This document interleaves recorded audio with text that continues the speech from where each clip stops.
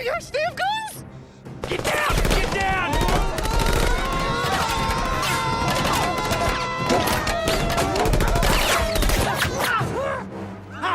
Are you guys okay? We're bulletproof. Sweet.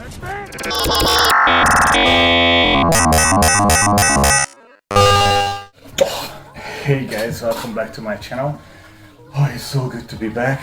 I'm really sorry it's a bit hot here, and I just cleaned Jumanji now and I finished all my morning stuff, so I'm happy. Jumanji is beautiful as always. She was very excited what I was just doing in her enclosure, so she was quite busy interacting with me today, so that was awesome. But the reason we're here today because I need to move forward in my sessions about the anatomy of the Motomata turtles, and specifically today I'm going to talk about the shell, the upper shell, and the bottom part of the shell. And before I do that, I just wanna talk about the turtles and the shell, the connection between them in general. So I think because of the shell, the turtles are the most recognizable creatures on this planet. And as you guys can see on the pictures, there's many different turtles exist today and makes our planet more beautiful. And every single time when I see a turtle, it's just I can see the beauty, and I can see the reason why they evolved in a way and they turned out in a way they are. So there's a function of it. Turtles cannot crawl out from their shell. They stuck in the shell because basically the shell is just growing with the turtle, and we're gonna find out. I'm gonna tell you guys why. But it's amazing, and if you guys just think about the sizes, you guys can find turtles with the size of a hamster or a size of a Volkswagen Beetle. Huge, huge difference.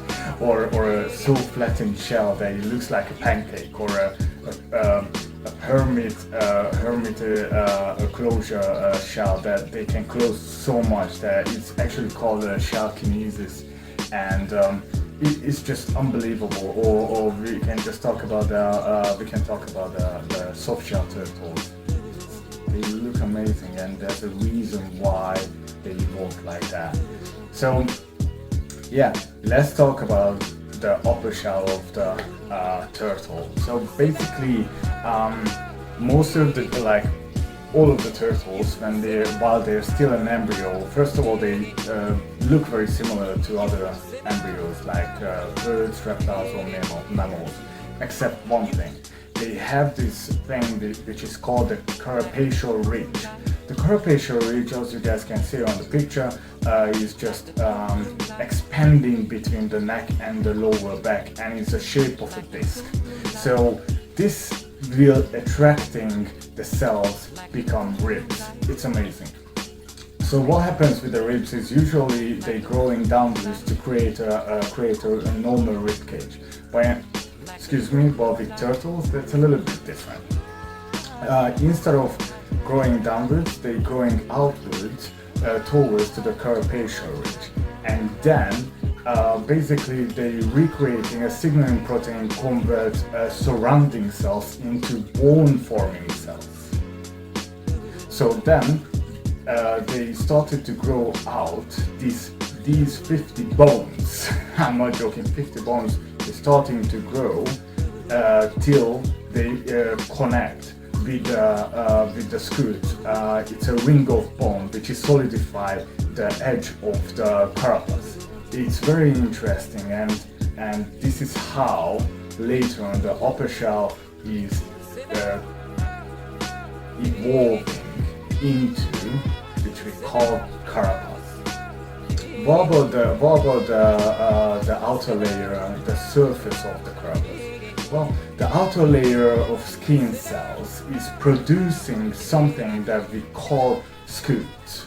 The scutes are more like horny plates or nail tissues, we can call it, but these are the plates, horny plates or scutes are the reason that is actually turtles can be protected from bruises, from scratches, or from any other pressure, or even just from the environment.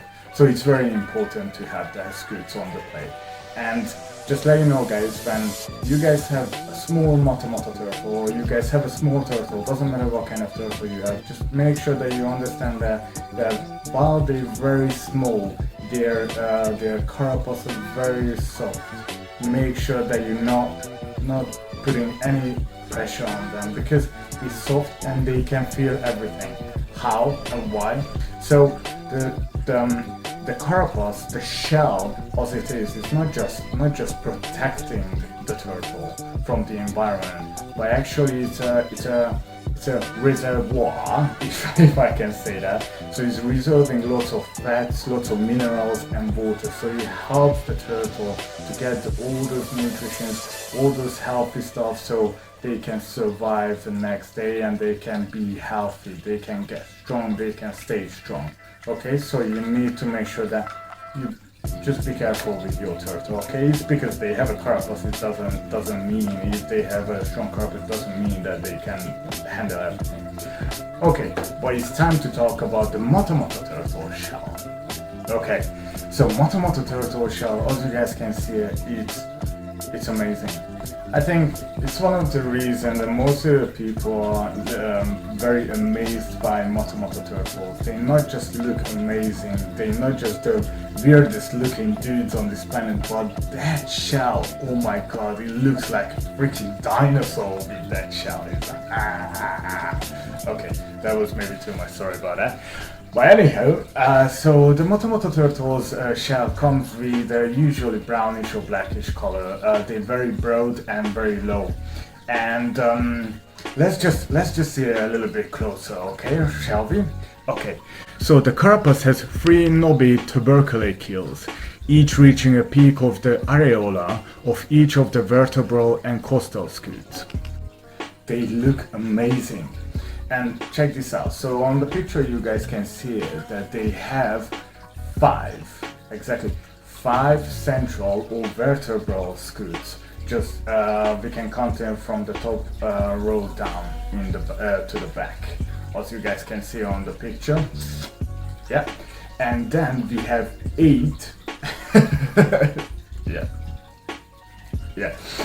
8 coastal scutes, which is we can count 4 on each side, and then we have 24 marginal scutes. Marginal scutes is the scutes around the edge of the carapace, as you guys can see, so we can count 12 on each side. It's crazy, and they look amazing.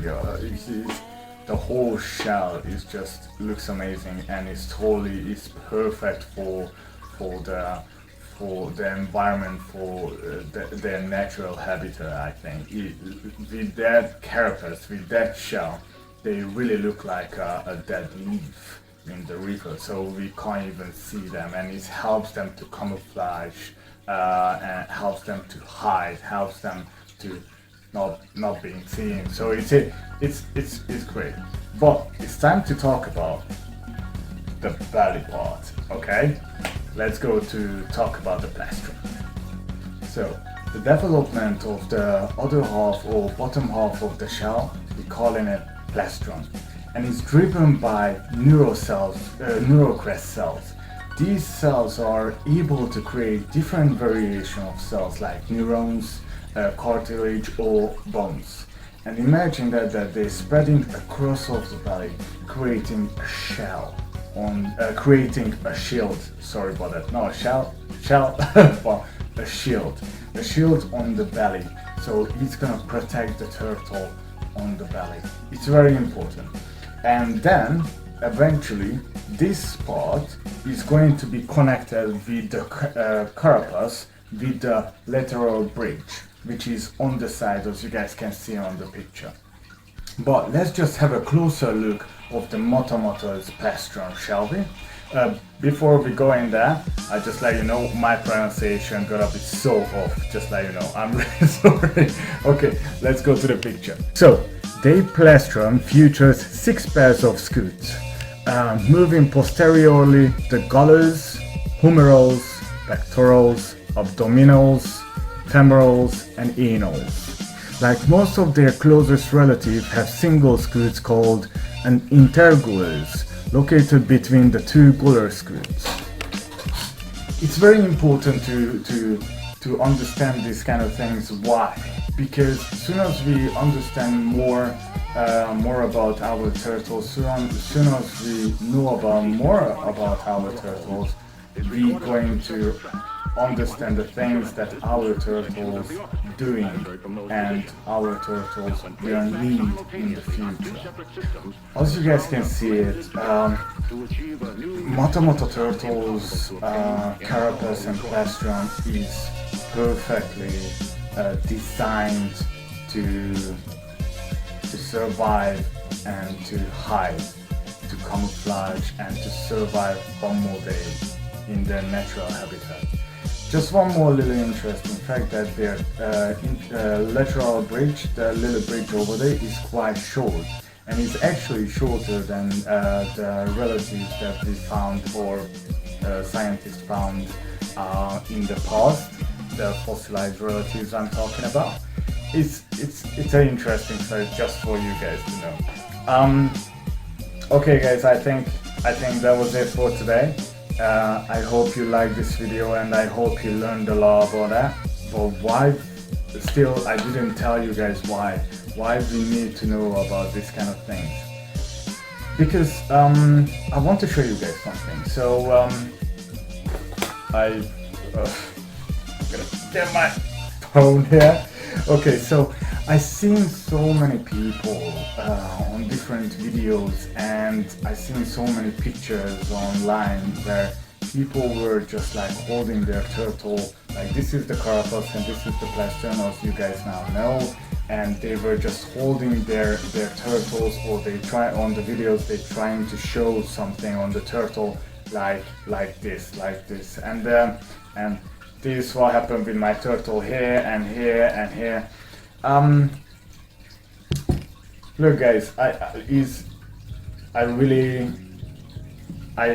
I'm not gonna judge.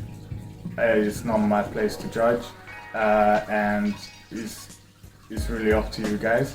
But you guys need to understand that we need to establish the fact that they can feel everything, and these kind of things, movements, and the way to hold the turtle is just creating a stress for them, and that can cause very, very bad results. So I wouldn't recommend that. Whenever I want to hold Jumanji, what I do is I'm just putting my hands under her, and slowly I'm lifting her up. I'm avoiding every single quick movement because I don't need to. So if I'm cleaning Jumanji, I know I have 2 hours. I need to make sure that I have 2 hours to clean Jumanji. So I don't need to rush, and I don't need to do that and that. No, I have time, and I can be a little bit slower. I can interact with her. I can watch her. I can just a little bit, hey, how you doing? You know, having a little chat, meditate with her. I don't know, but you guys understand what I'm talking about. So because their shell is not just protecting them from the environment, but in the meantime it is keeping them safe, but in the meantime they can feel everything. Please make sure that you helping your turtle in a way to not causing stress to them. Moto turtles especially, they're very, very sensitive. And that's all guys. I'm just hoping that you guys get this message, and I just hope that you guys like this video. Please guys, if you guys like this video, just send me a thumbs up, or yeah, press the thumbs up over there, press subscribe, and yeah, I just hope you guys like that. It's time for give the lenses to Jumanji, so more videos gonna come, so see you next week, guys. Okay, bye.